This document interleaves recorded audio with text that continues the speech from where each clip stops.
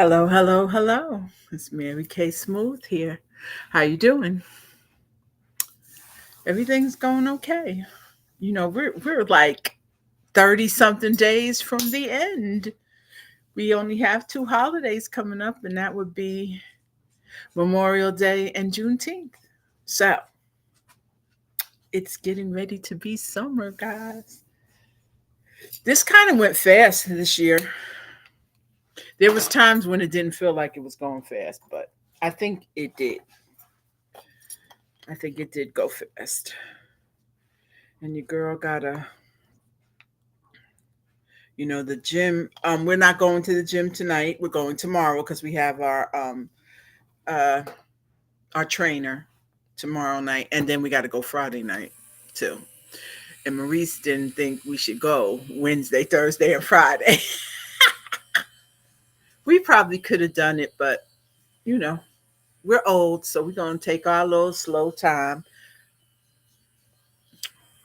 I remember my father said there was a cow and a young cow with him, and they were at the top of the clearing, and they looked down and saw all the girl cows, and the young cow said, "Let's go down there and get them all. Let's run down there and get them all." And the old one said, "Let's walk down there." Well, we're walking, but that's okay. Sometimes taking your time works out better for you. So yeah, so that's what we're doing, walking. Okay, there goes my 60 seconds. And the kids are somewhat calm this week. Before that holiday, though, they were up bouncing off the ceilings. But to this week so far, they've been pretty decent. Pretty decent. Okay, now, yes. Line reducer.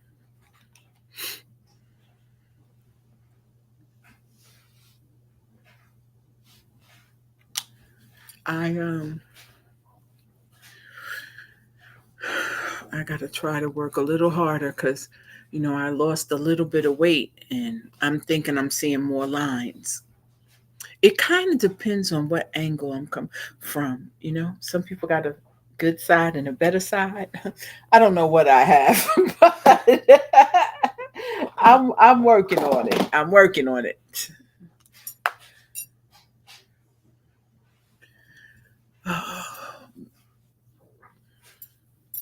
Because this 67 thing is a little rougher than I thought it was going to be. But part of that is my fault because I have not vitamin C and E. I forgot, and I haven't been using that, so I'm gonna use it now. Add it back into my repertoire.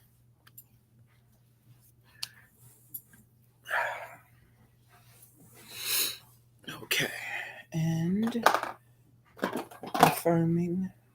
No, in fact, I'll put this on first. The retinol.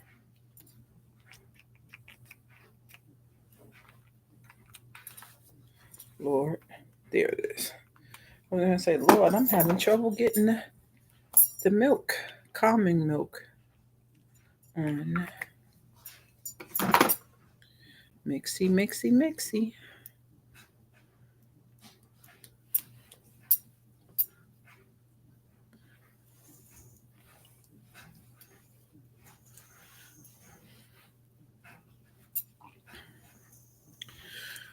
Okay.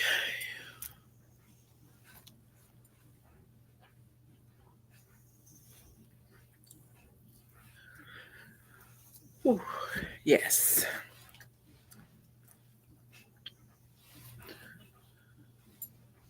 Okay. Firming serum.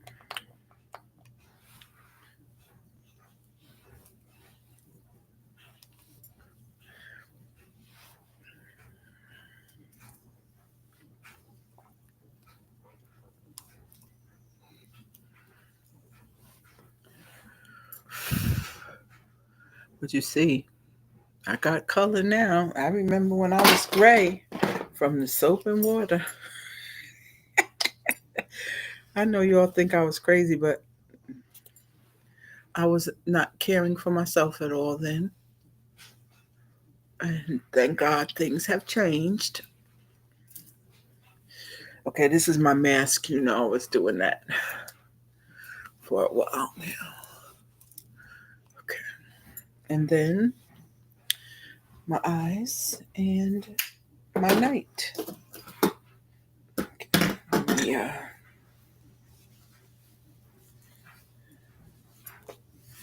Now there's a lot of little summer things coming up in New Jersey. So we're gonna have to pick some of them because as a part of my coming out, I need to go places now.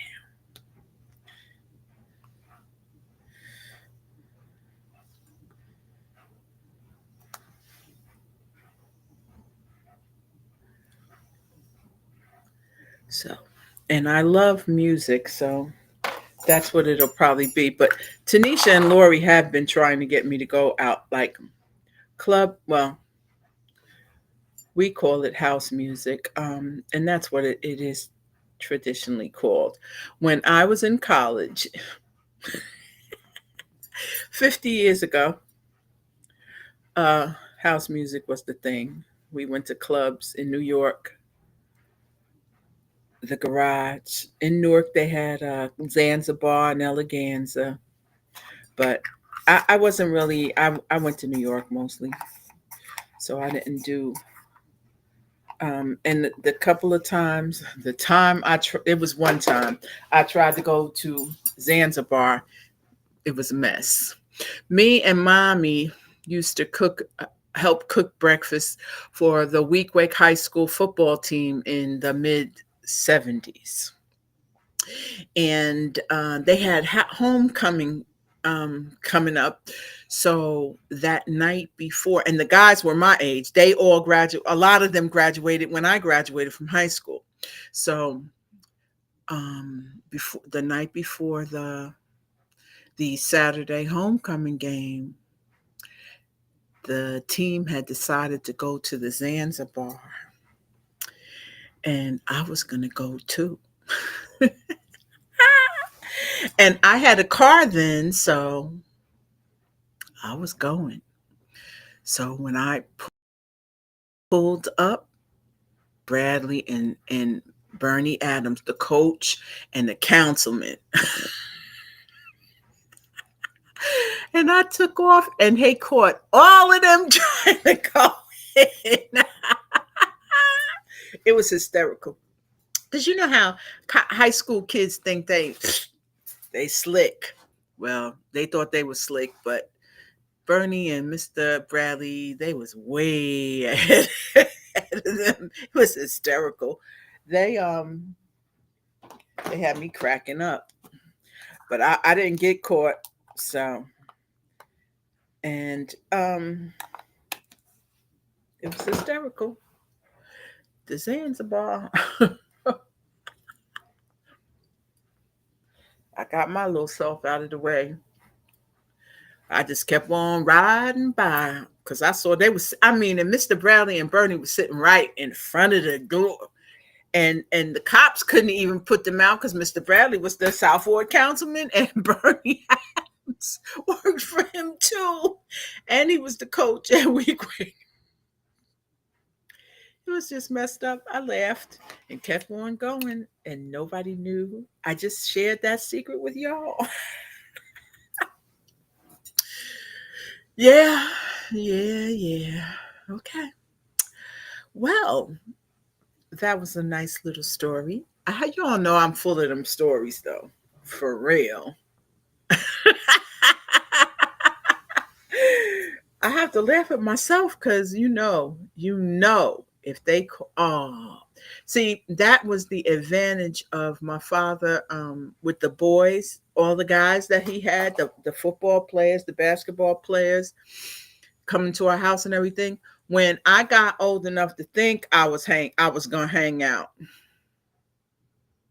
I used to run into them, and they would go, "Now you know." Some of the guys called my father 21 Um, some of them called him Mr. Johnson, and some of them called him CJ. No one called him Charlie but my mother. So I would go places, to clubs, bars, and things, thinking I was going to hang out. I wasn't no big hanger, you know what I mean? But every now and then I wanted to do something. And a lot of times I was going to a basketball game that just wasn't in the right place. There was this one, they called it Felix Full House. It was, and they had a basketball team, and um, they used to, I think they called it the Hole. And I was sneaking there to see a league basketball game. For what? Sam Edwards caught me. He said, "Now you know CJ don't want you in here. So let's walk to the car." That's how they did it. They would just take me out of it. I loved it though. It was like having a bunch of big brothers. So I still have some that look out for me now. They call and things and check on the girl, but I was always trying to get out. One time my father took us, he took me and Cricket and Robin. It was an East Orange tournament, basketball tournament, Christmas, and we went every day. But on the day of the championship, my mother was going down south to see my grandparents. So they said I couldn't go because my father had to take mommy to the airport. Well, I told you I had a car. And so, as my parents were getting ready to get in the car, I was taking a bath. My mother said, "What are you taking a bath for?" I said, "Oh, I just want to be clean." By the time they hit the corner, we were in the car. So on the way back, we stopped by my cousin Jerry's. And she said, "Your mother is looking for you." I said, "My mother is not looking for me. My mother's in South Carolina." She said, "No, your mother is in Springfield." Sure enough, I got home, and my father used to sit outside and wait for me because he would keep me from getting in trouble. He would tell me what to do so I wouldn't get in trouble, or so he could kind of mitigate the trouble. So he's sitting outside waiting, and he said, "You know, your mother missed a flight, and she's mad at you because she told you you couldn't go to the game." And I said, so then as I'm going in the house, he said, "Wait a minute, who won?" My father said, "Who won?" So I go in, and I mean, my mother's mad, and my father is giving me the zip your lips sign, because if you say something, there's two things you can't stand to lose: the car and basketball practice. So I just took it. I just had to take all the yelling, and you don't listen, and see, Charles, that's why I don't want her to this and that, and and I had to just stand there and take it.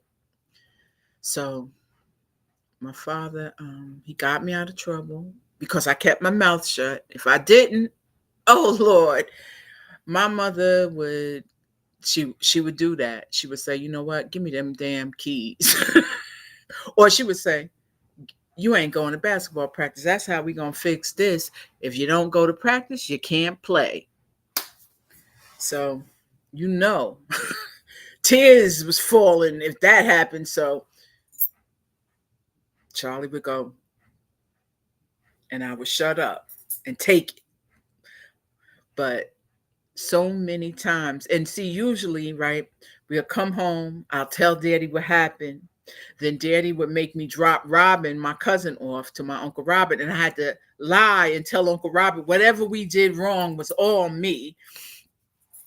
And then come back home and tell mommy what happened, and take it.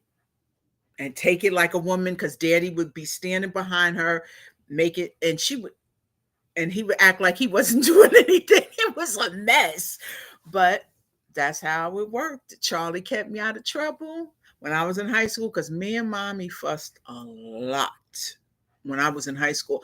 It just wasn't working well. But then when I went to college, she said I couldn't take the car.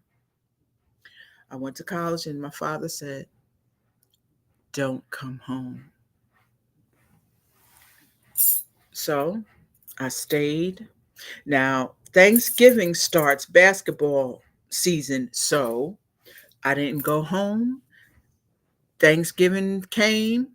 And I told my mother I had practice. And she said, I know you don't have practice on Thanksgiving. I said, no, I don't. But I don't want to, I'm afraid to take the bus from New Rochelle, the train from New Rochelle to Penn Station, to Port Authority. And then actually it didn't go to Port Authority. It went to Grand Central. And then I had to get to Port Authority to get the bus to Springfield. So she came to get me. But then when it was time for me to go back, she didn't want to take me back. And that's how I got my car at college. And daddy worked that joker. He said, don't come home. She'll let you take the car because she's not going to want to drive you 45 minutes an hour. If you get caught in traffic on the George Washington Bridge, it's longer than that both ways. Sure enough, Charlie knew Evelyn, and I kept my car. Then we started running, me and my girlfriends. I had met 4 girls up there that were sweet mates. They were seniors, and I was a freshman though. And we were hanging a little bit, just a little bit, in New York. I loved it. It was funny. We were in New Rochelle, which is like just above the Bronx. So to go into the Bronx or into Manhattan, it wasn't that far. And I was used to driving in the city. So it was like nothing. And so we rolled, honey. When I was in college, we rolled. And we weren't really trying to do anything crazy except go dance. Um 2 of the girls could really dance good. So we could go, if we didn't have money, we could go to the Bronx or Manhattan, and they could enter a dance contest like hustle, merengue, salsa. They could win like $100 to $500. And all we wanted to buy was some daggone Oscar Mayer bologna, some American cheese, Miracle Whip, a loaf of bread, a 6-pack of Coca-Cola, and then we would buy a little, I don't even think it was a pint bottle. It was like a half of a pint bottle of rum, Bacardi rum, and we would drink a sip of the soda out and pour the rum in and we were good. That was a Friday night. But and so we didn't really do anything crazy, and we didn't really want anything outrageous. Just some Oscar Mayer bologna and cheese sandwiches with with rum and coke. That was it. But I had fun with them, and then they broke me out of the dorm for my birthday. And they gave me daggone Yankee Doodle cupcakes with a candle in it. That's how silly we were in college. We were just there was no need to worry about us because we were trying to dance. That's about the most you could get us in trouble for, is going to a place where we could go and dance. We weren't really doing anything and have a rum and a coke. And if I came home, then the same gentleman that ran the football team, my father hung out with them. I could go to that little bar where oh God, the Tornado Bar across from, it's almost across from Week Wake High School. They used to hang in there a little bit. I could go in there and all of them men would give me like a 20. I'd come out of there with like $150, $160. We could buy a lot of Oscar Mayer bologna and cheese with that.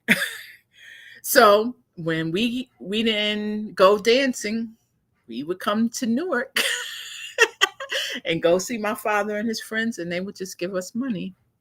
Sometimes they would come up, a couple of them, the longshoremen, especially GT, George Taylor, he would come up and watch, to the basketball game, my games, and then take us out to get food and eat and things. Because he took us to the Playboy Club in New York one time and to Roseland the same night. We that's when we were really rolling. And he gave us $100 bill, and he took us food shopping to put in our refrigerator during the Christmas holiday. Oh shoot! Did I just crash? I don't know. No, I didn't. Yes, I did. Did I crash? No, I didn't. I don't know. My screen went black. I'm freaking out. Okay, I'm just trying to make sure I got power. Yeah, I do. I don't know what happened there, but yeah.